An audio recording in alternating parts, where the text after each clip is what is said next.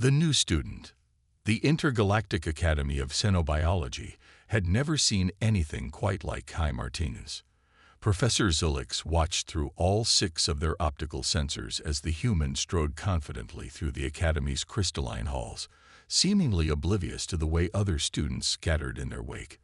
The human's heavy boots echoed against the quantum-stabilized floors designed to withstand the weight of creatures 10 times their size. Fascinating, Xylix whispered to their teaching assistant, a gaseous being named Vox.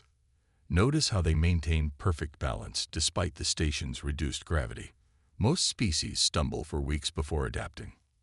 Most species, Vox rippled anxiously, don't come from death worlds. Earth. Classification. Extreme hazard. A planet so hostile that most spacefaring civilizations had assumed it was uninhabitable. Its gravity alone would crush most sentient species. Its atmosphere was corrosive, its temperature variations extreme, and its surface was riddled with predators that would give even a Krigoth pause. And now one of its inhabitants was enrolled in their academy.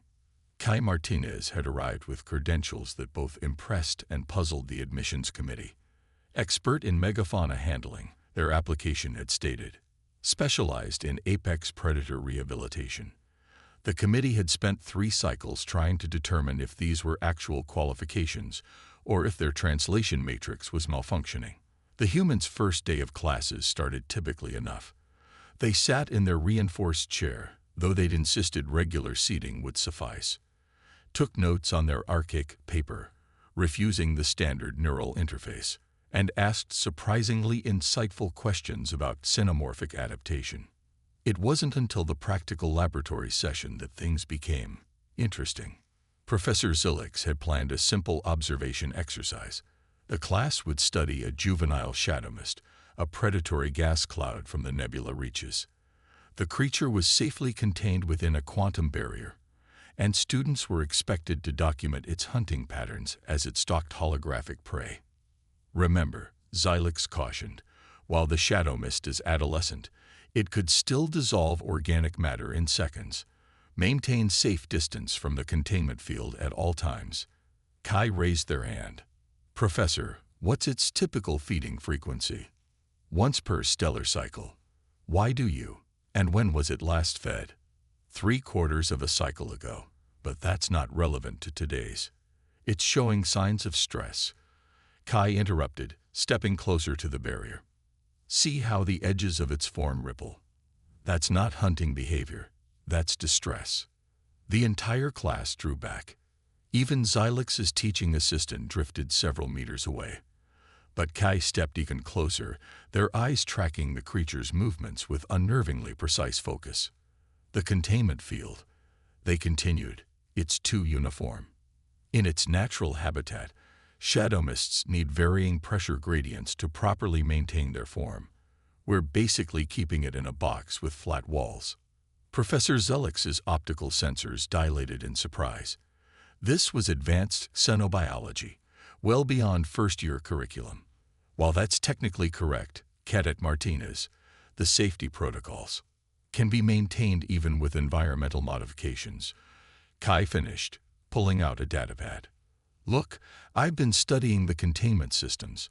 If we adjust the quantum harmonics here, and here, their fingers flew across the screen. We can create pressure variations while maintaining barrier integrity. The shadow mist's swirling form had stopped its agitated movement. It was now flowing toward Kai, pressing against the barrier not in aggression, but with what appeared to be curiosity. Remarkable. Professor Zulix found themselves saying, You've actually conned it. Kai shrugged, a uniquely human gesture that still made their alien classmates flinch. Back home, we learned pretty quick that every creature has its needs. Even the dangerous ones, sometimes especially the dangerous ones. And you worked with Earth predators. A brave student asked from the back of the room.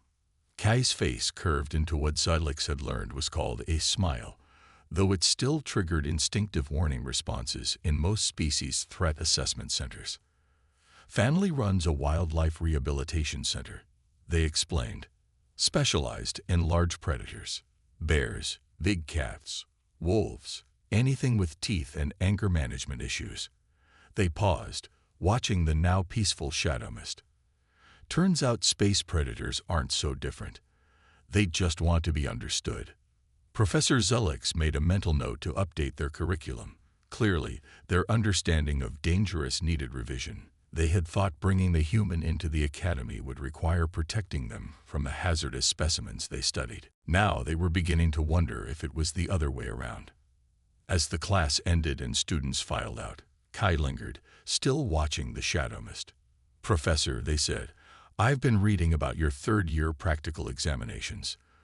The ones with the void stalkers." Xylix felt their crystalline structure vibrate with sudden anxiety. "Those are strictly observational studies," Cadet Martinez. "Strictly observational." Kai's smile widened just slightly. "Of course, Professor. Just curious about the protocols. Always good to be prepared, right?" As they watched the human walk away, Professor Zulix couldn't shake the feeling that they had just witnessed the beginning of something either revolutionary or catastrophic. Possibly both. One thing was certain. The Intergalactic Academy of Xenobiology would never be the same. The challenge. 3 months into the academic cycle, Professor Zulix found themselves facing the most dreaded meeting of their career. Director Narthal, head of the academy, had summoned them to discuss the human situation. The director's office occupied the highest point of the academy's crystal spire, its transparent walls offering a view of the swirling nebula beyond. Narthal, a being composed of living quantum probability fields, shimmed with barely contained agitation. They asked to study the Nexus Raptor. Narthal's voice resonated through the probability fields. "The Nexus Raptor, Professor. Do you understand what this means?" Zelix did understand. The Nexus Raptor was the Academy's most dangerous specimen, a creature that had evolved in the space between dimensions. Its neural structure existed partially in 4-dimensional space, making it not just physically lethal, but capable of processing information faster than most supercomputers. Cadet Martinez has shown exceptional aptitude, Xylix offered carefully. Their work with the Shadow Mist has led to breakthrough discoveries in gaseous predator psychology, and the incident with the crystalline harvester. Narthal flickered darkly. To be fair, nobody knew it could be pacified with rhythmic vibrations. Kai's music technique, while unorthodox, proved remarkably effective. They played something called heavy metal to a creature that feeds on mineral formations. Narthal's form briefly destabilized with emotion. "We lost 3 laboratories, but gained invaluable insights into xenoacoustic response patterns," Xylix countered. "Director, I know Kai's methods are unconventional, but their results are undeniable." Before Narthal could respond, a notification chimed through the office's quantum field.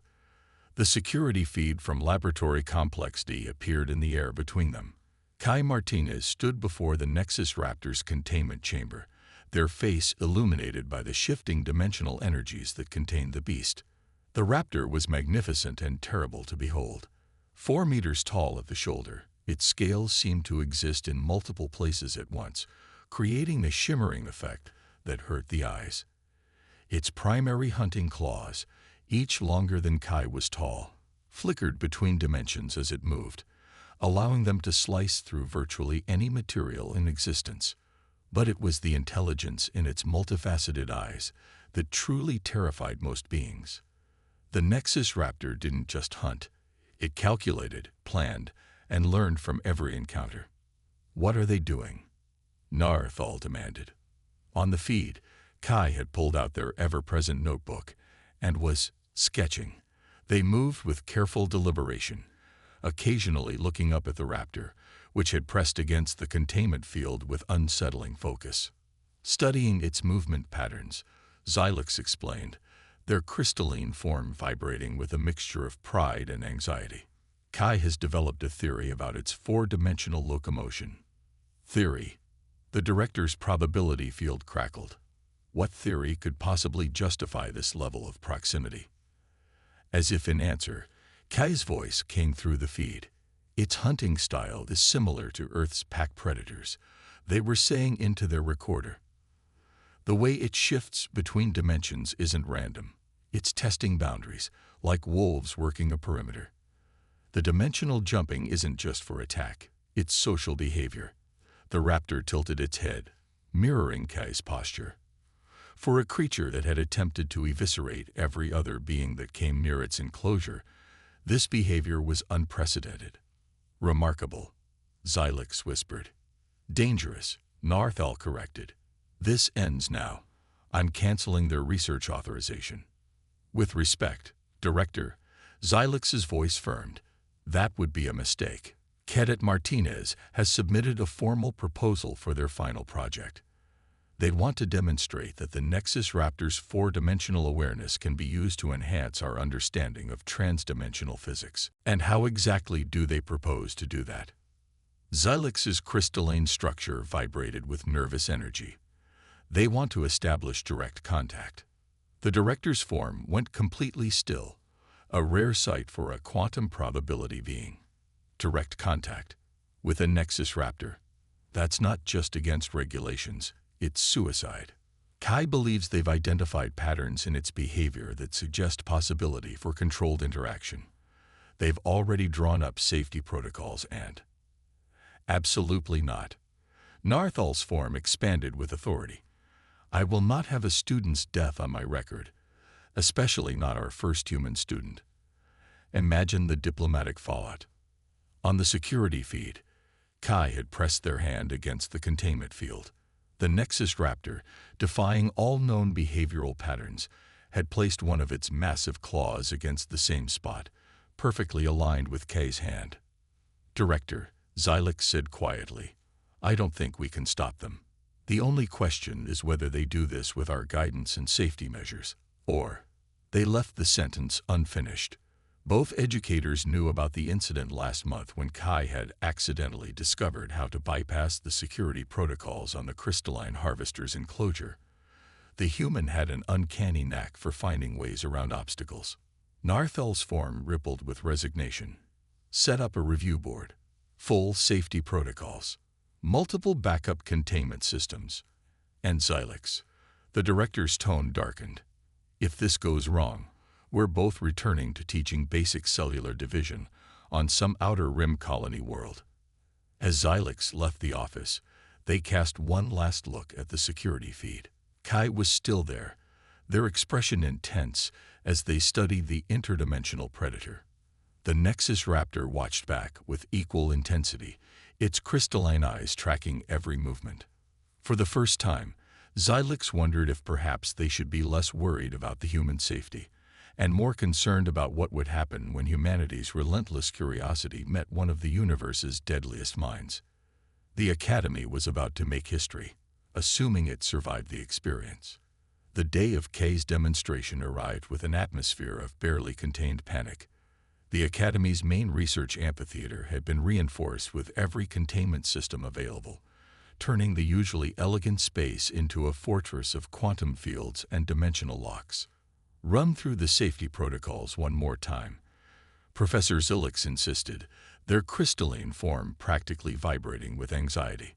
A panel of 12 senior faculty members, including Director Narthal, had assembled to observe what many were already calling the Martinez experiment. Kai, dressed in their usual Earth attire of sturdy boots and what they called ranch wear, looked remarkably calm for someone about to attempt unprecedented contact with an interdimensional apex predator. Primary containment field remains active at all times, they recited, checking their equipment. Secondary and tertiary barriers engage automatically if primary field fluctuates. Emergency quantum teleporter locked on my position. Neural dampeners ready to sedate the raptor if necessary. They paused, frowning. Though I still think the dampeners are a mistake. We need it fully aware for this to work. The dampeners stay. Director Narthal's probability field pulsed firmly. Now, explain again the purpose of this demonstration. Kai's face lit up with that unsettling human expression of enthusiasm that made most species want to flee. The Nexus Raptor's four-dimensional awareness isn't just a hunting tool, it's a form of communication. By studying its dimensional shifting patterns, I've identified recurring sequences that suggest a complex language system. They pulled up a holographic display showing wave patterns that made even Xylix's advanced optical sensors hurt. See these spikes? They're not random. The Raptor is literally speaking through dimensional frequencies. If I'm right, we're not just looking at a predator. We're looking at a potentially sentient being trying to communicate across dimensional barriers. A murmur ran through the assembled faculty. If true, this would revolutionize their understanding of both interdimensional physics and xenobiology. If false, well, the cleanup crews were already on standby.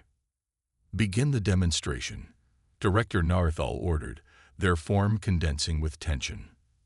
The Nexus Raptor materialized in the reinforced chamber, its massive form shifting between dimensions like oil on water. Immediately, its crystalline eyes locked onto Kai. The assembled faculty collectively moved back, despite being safely behind multiple barrier walls. Kai stepped forward, approaching the primary containment field. They pulled out a device of their own design, a crude-looking thing cobbled together from standard Academy equipment, and what they claimed were spare parts from the ranch. "Hey, big girl," Kai said softly, their voice carrying through the chamber's audio system. "Remember me. Let's show them what you can do." The Raptor's head tilted, its dimensional shifting suddenly becoming more focused, more rhythmic. Kai's device began emitting pulses of energy that matched the creature's frequencies. "There," Kai said, pointing to their readings. "See that pattern? She's synchronizing with the device. This isn't predatory behavior, it's deliberate communication." The Raptor moved closer to the barrier, its massive form rippling through space-time. Instead of its usual aggressive displays, it began making subtle dimensional shifts, each one corresponding to a pulse from K's device. "Remarkable," Professor Zulix breathed. "It's maintaining a stable frequency pattern. That should be impossible for a purely instinctive creature." Kai nodded, never taking their eyes off the Raptor. "Because she's not purely instinctive. She's been trying to talk to us this whole time. We just weren't listening in the right dimensions." They took a deep breath. And now for the real demonstration. Before anyone could react, Kai did something with their device. The primary containment field shimmered, creating what they had termed a dimensional handshake, a controlled point where their space and the Raptor's four-dimensional existence could safely intersect. Cadet Martinez, Director Narthal's form exploded with alarm. That protocol was not approved. But Kai was already reaching through the dimensional handshake, their hand extending into the space where the Raptor existed. The assembled faculty watched in horror, many of their species equivalent to hearts, stopping or pausing or exploding with shock. The Nexus Raptor, terror of the interdimensional void, killer of worlds, looked at the offered hand and gently pressed its snout against it. "Good girl," Kai said softly. "See, just like we practiced." "Practiced?" Xylix's voice cracked with disbelief. "What do you mean, practiced?" Kai had the grace to look slightly sheepish. "Remember those late-night power fluctuations last week, and how the security feeds in this section kept glitching?" They shrugged, still maintaining contact with the Raptor. "I needed to make sure the dimensional handshake would work before the demonstration. Couldn't risk anything going wrong today." The silence in the amphitheater was absolute. Director Narthal's form had become so still they were barely visible in normal space-time. "You practiced with the Nexus Raptor without authorization."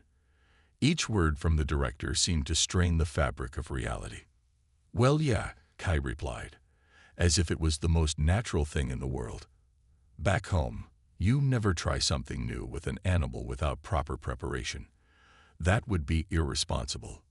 Professor Zulix noted with hysteric amusement that several faculty members had simply shut down, their consciousness retreating to safer mental spaces. Meanwhile, the Nexus Raptor was now making a sound that, impossibly, seemed like purring, if purring could exist in 4 dimensions. "Director," Kai continued, excitement clear in their voice. Think about what this means. The Nexus Raptor isn't just a predator. It's a sentinel species, capable of navigating and communicating across dimensional barriers. With their help, we could revolutionize space travel, enhance our understanding of quantum physics, maybe even establish contact with other four-dimensional beings.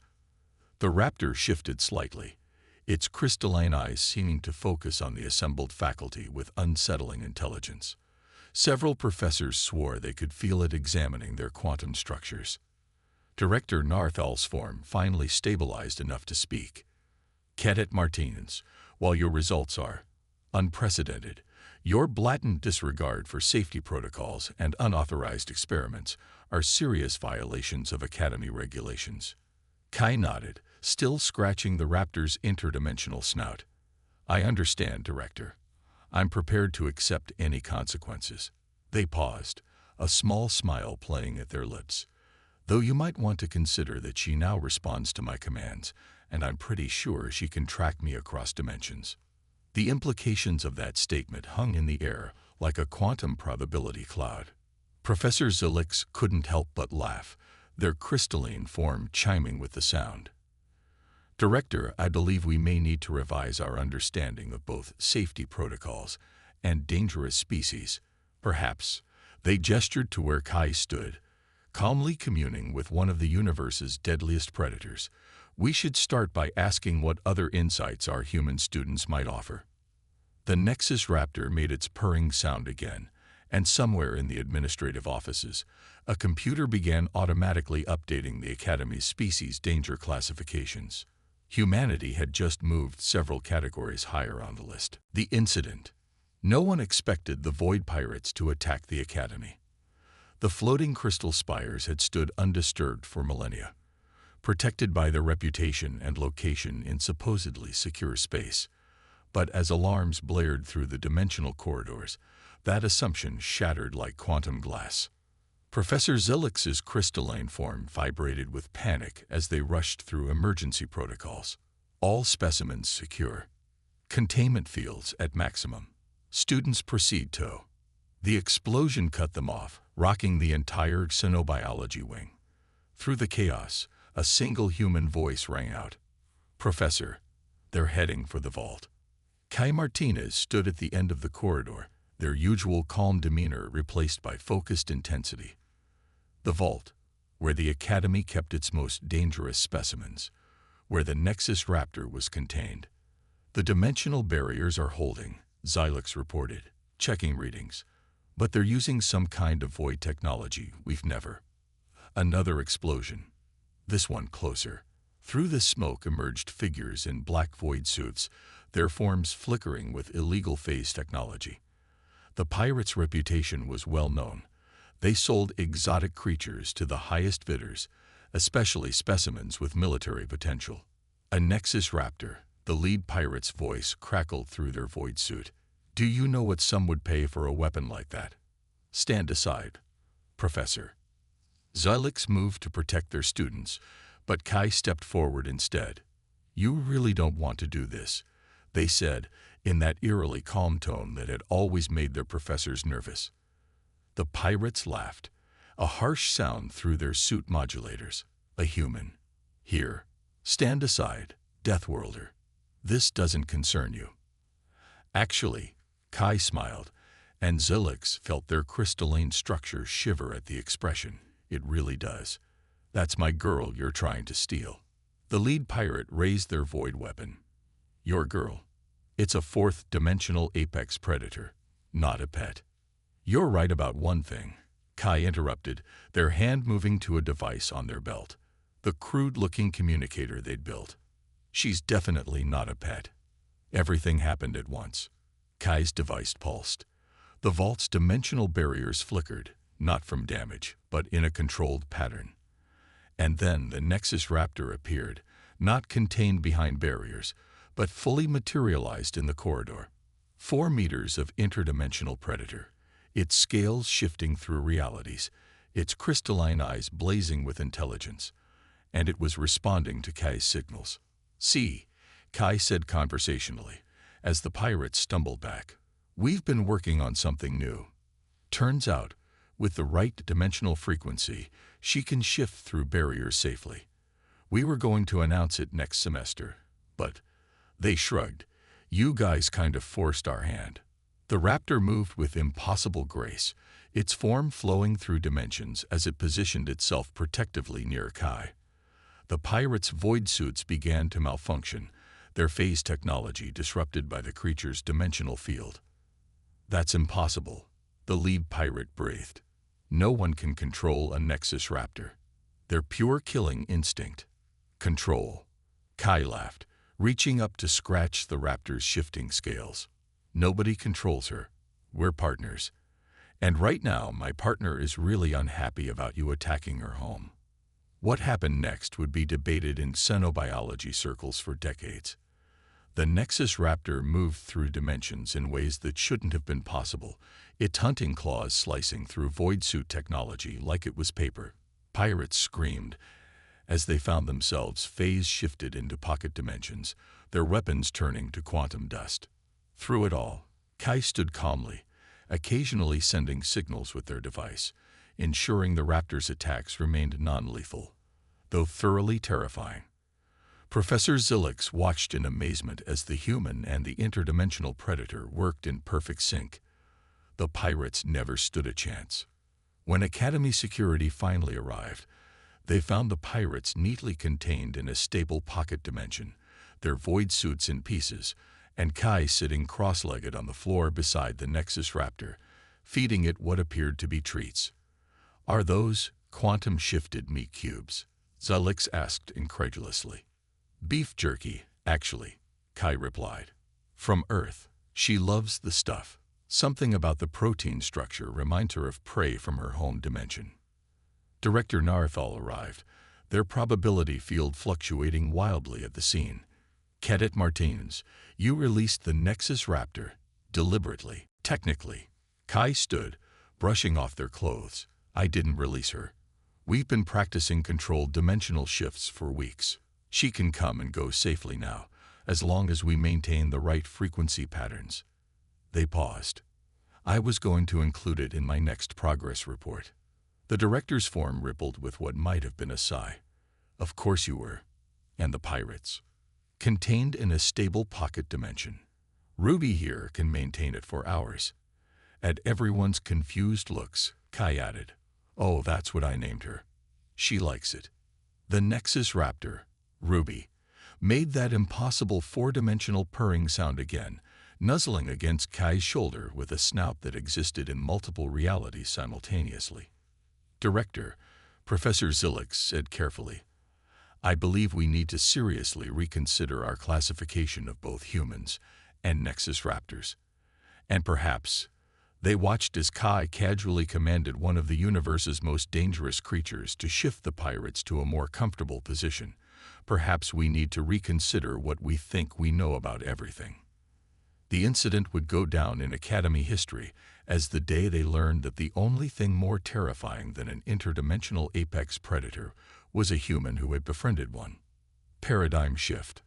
The graduation ceremony of the Intergalactic Academy of Xenobiology looked very different this year. For one thing, there was a Nexus raptor in attendance, shifting calmly through dimensions at the back of the Great Hall. For another, the traditional crystalline stage had been reinforced to accommodate what the Academy now classified as human-level activities. Professor Zilix stood before the assembled guests, their crystalline form gleaming with pride. When we first accepted a human student, we thought we were making history by including a species from a death world. We had no idea we were about to revolutionize our entire understanding of xenobiology.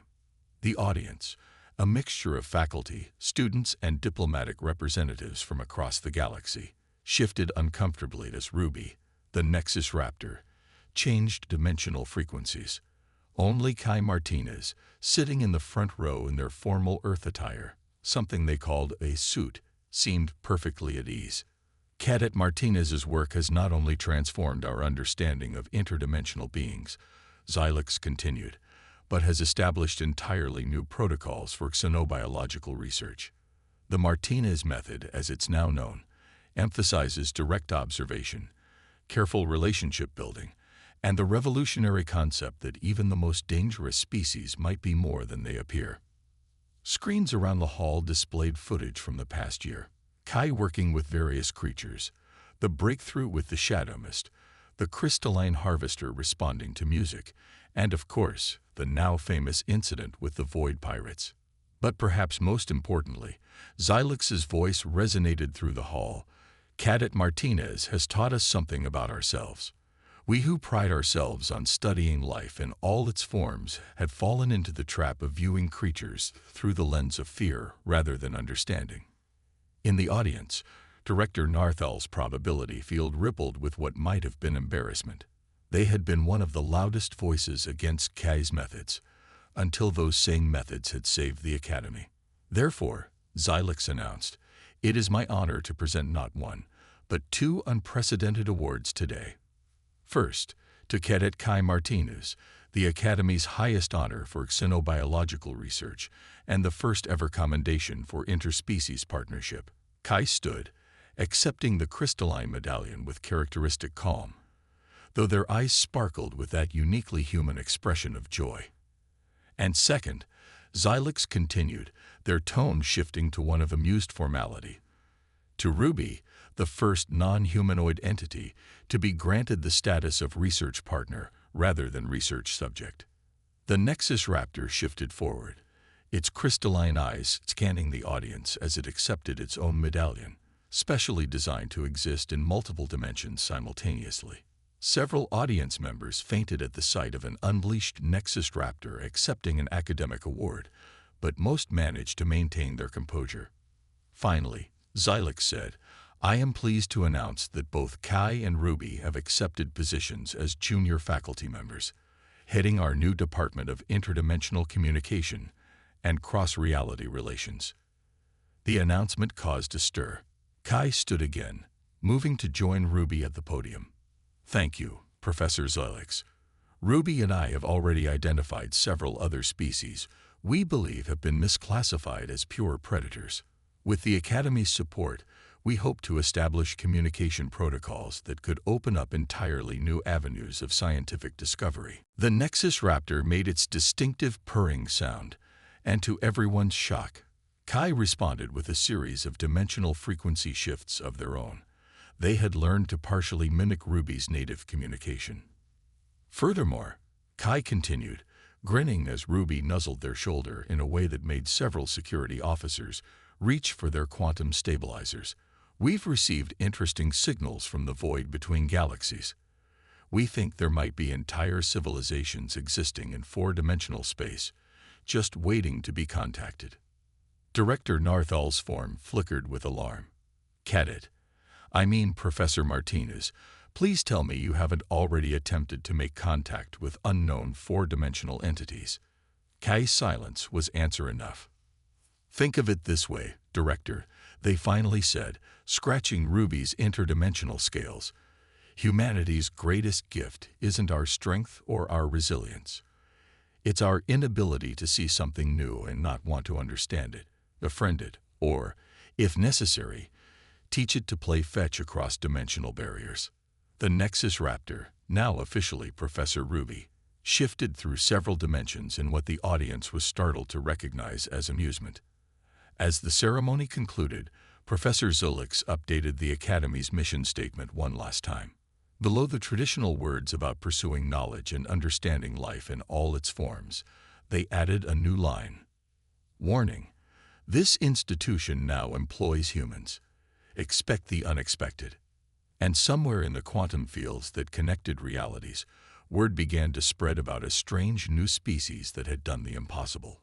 They had made friends with the monsters that haunted the void. The universe, it seemed, would never be quite the same.